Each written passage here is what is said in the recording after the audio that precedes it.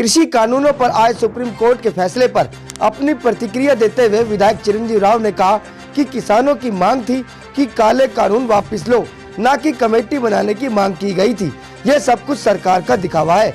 सरकार घुमा फिराकर किसान भाइयों को गुमराह कर रही है ताकि वे अपना आंदोलन खत्म कर दें, लेकिन जब तक काले कानून वापस नहीं होंगे तब तक किसान भाई अपना आंदोलन जारी रखेंगे। चिरंजीव राव ने कहा कि सरकार की नाकामयाबी है कि सुप्रीम कोर्ट को बीच में आना पड़ा। सरकार के पास किसानों से बात करने का समय ही नहीं।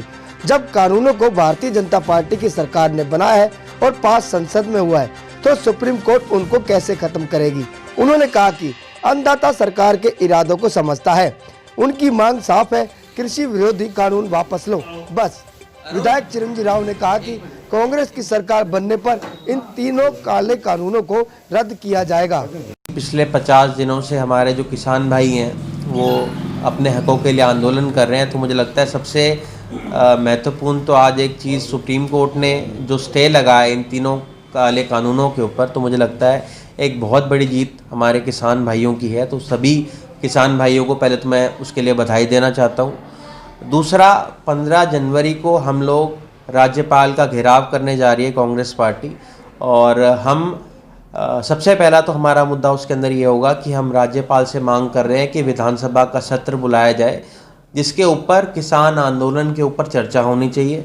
तो उसके लिए हम सब लोगों ने ये फैसला किया है कि जितने भी हमारे कांग्रेस पार्टी के कार्यकर्ता हैं 15 जनवरी को हम लोग जो राज्यपाल है उनका घेराव करके उसको करेंगे। दूसरा, आप जानते हैं कि भाई पेपर लीक का मामला आज हम सब के सामने आया है कि किस तरह से ये जो ग्राम सचिव के पेपर हैं ये लीक हुए हैं। इसकी मुझे लगता है कि उचित कार्रवाई सरकार को अपनी तरफ से करानी चाहिए। इस तरह की चीज़ें जो है पिछले कई दिनों से हम लोग तो उठा रहे थे, विधानसभा में भी मैंने ये मसला उठाया था कि जितनी भी नौकरियां अभी लग रही हैं उसके अंदर बंदरबाट हो रही है, और इसका जीता जागता जो नमूना है वो इस ग्राम सचिव के एग्ज़ाम में हमने देखने को मिला है। इसके अलावा आप देख रहे हैं कि जितने भी हमारे सरकारी कर्मचारी हैं उनको पिछले 2 महीने से बहुत सारे ऐसे कर्मचारी हैं जिनको अभी तक सैलरी नहीं मिल पाई है।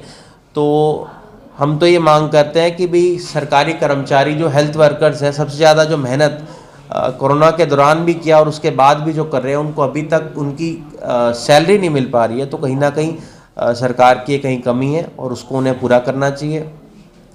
और चौथा, अभी क्योंकि सत्र का बता रहे हैं कि फरवरी में बुलाया जाएगा, तो उसके अंदर हम लोग जो एक पुरानी मेरी मांग थी एम्स को लेकर मेनेठी के अंदर, उसके लिए भी हम मांग करते हैं कि जल्द से जल्द सरकार उसके ऊपर कार्रवाई करे। तो ये 3-4 मुद्दे थे जिनको लेकर आज हमने प्रेस वार्ता करी थी।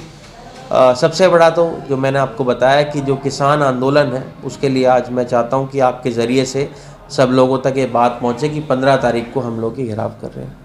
आपके हिसाब से सरकार को क्या कुछ करना चाहिए, क्या कदम उठाना चाहिए? देखिए, मेरा ये मानना है कि जब पूरे देश भर के किसान, चाहे हरियाणा के हों, पंजाब के हों, राजस्थान के हों, मध्य प्रदेश के हों, सभी राज्यों के किसान जब एक सुर के अंदर ये कह रहे हैं कि भाई इन तीनों जो कानून हैं ये कृषि के, इससे अगर किसानों को नुकसान है, तो मुझे लगता है किसानों को हक अपना देना चाहिए, वापस इनको ये लॉ लेना चाहिए। जब सुप्रीम कोर्ट को भी ये लग रहा है तो सरकार इस बात पे क्यों नहीं ध्यान दे रही है, तो ये कहीं ना कहीं सोचने वाली बात है। किसानों का ये भी कहना है कि जल्दी हरियाणा की बिहार की सरकार जीत जाएगी। देखिए, इसका फैसला तो अब सत्ता के अंदर बैठे हुए हमारे या तो भाजपा वाले करेंगे या जजपा के विधायक करेंगे। पर आप देख रहे हैं आए दिन कभी निर्दलीय विधायक और जजपा के विधायक स्वयं ये बात कर रहे हैं कि भाई अगर इस चीज़ को अगर लागू नहीं इन्होंने वापस नहीं लिया तो हम अपना इस्तीफा देंगे।